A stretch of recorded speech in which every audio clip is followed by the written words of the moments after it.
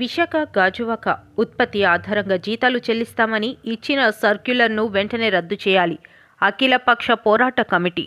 Visakha steel plant admin building వద్ద నిరసన తెలిపిన పోరాట కమిటీ నాయకులు బకాయి పడ్డ జీతాలు తక్షణమే చెల్లించాలని డిమాండ్.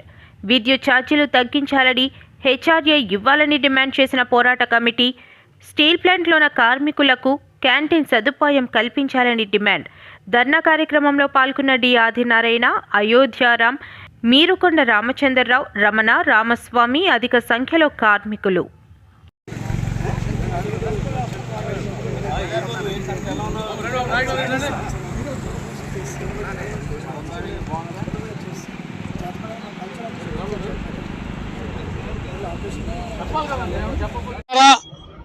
భారతదేశంలో ఎక్కడా లేని విధంగా విశాఖపట్నం స్టీల్ ప్లాంట్లో ఉత్పత్తి ఆధారిత జీతాలు ఇవ్వడానికి ఖండిస్తూ దాన్ని విత్డ్రా చేసుకోవాలని చెప్పేసి ఇక్కడ ధర్నా జరుగుతూ ఉంది. ఈ ధర్నా నుంచి యాజమాన్యాన్ని అడుగుతా ఉన్నాం.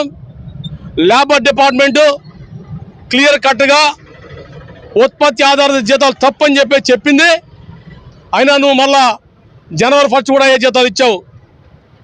ఇప్పటికీ ఉద్యోగులకి, కష్టపడి ఉత్పత్తి చేస్తున్న ఉద్యోగులకి 3 నుంచి 6 లక్షల రూపాయల మధ్యన బకాయిలు ఉన్నాయి. ఈ బకాయిల వల్ల బాధ్యత మీకు లేదని చెప్పేసి యాజమాన్యం అడుగుతా ఉన్నాం. ఇది పాలకులకు అర్థమవుతుందా? డిసెంబర్ నెలలో 6,14,40 టన్నులు ఉత్పత్తి చేశాం.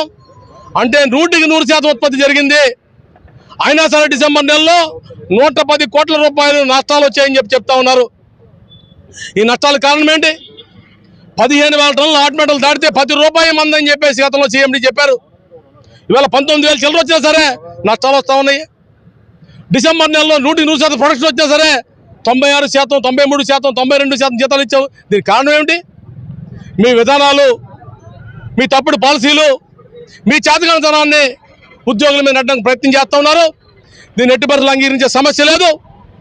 దీనికి కావాల్సినటువంటి ముడి సరుకు, నాసి రకం ముడి సరుకు బయట మార్కెట్లో ఎక్కువ రేట్లు కొనుక్కొచ్చి తక్కువ రేట్లకు స్టీల్ అమ్మడం ద్వారా నష్టాలకు గురవుతూ ఉంది. 6 లక్షల టన్నులు పైచీలకు వచ్చినప్పటికీ కూడా 110 కోట్ల రూపాయల నష్టం రావడానికి సంజాయిషి చెప్పాలి. యాజమాన్య ప్రభుత్వం శ్వేతపత్రాన్ని విడుదల చేయాలని చెప్పేసి డిమాండ్ చేస్తా ఉన్నాం. ఇంకెప్పుడు లాభాలు వస్తాయి? కంపెనీకి 100% ఉత్పత్తి వచ్చిన దిక్కు లేదు.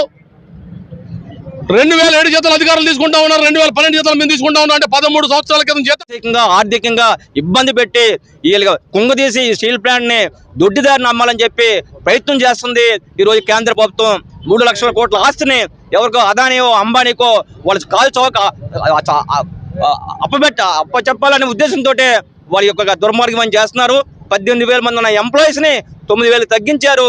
పర్మనెంట్ ఎంప్లాయీస్ ని, అలాగే 15,000 మంది ఉన్న కాంట్రాక్ట్ కార్మికుల్ని 8,000 తగ్గించారు. ఇంతమంది ఉద్యోగాలు చేసిన తర్వాత కూడా మరి ఈ రోజు రాష్ట్ర ప్రభుత్వం కూడా నిమ్మక నీరెత్తినట్టు పట్టించుకోవడానికి చాలా దురదృష్టకరం. ఖచ్చితంగా ఫిబ్రవరి 12వ తారీఖున దేశవ్యాప్తంగా ఈ లేబర్ చట్టాల మీద, ఈ యొక్క కార్మిక వ్యతిరేక విధానాల మీద కేంద్ర ప్రభుత్వం వ్యతిరేకంగా అన్ని కార్మిక సంఘాలు కూడా పెద్ద ఎత్తున సమ్మె జరగబోతున్నాయి. ఆ సమ్మె ఖచ్చితంగా అందరూ పాల్గొవాలని చెప్పి ఉక్కు కార్మికులందరూ కూడా విజ్ఞప్తి చేస్తున్నాం.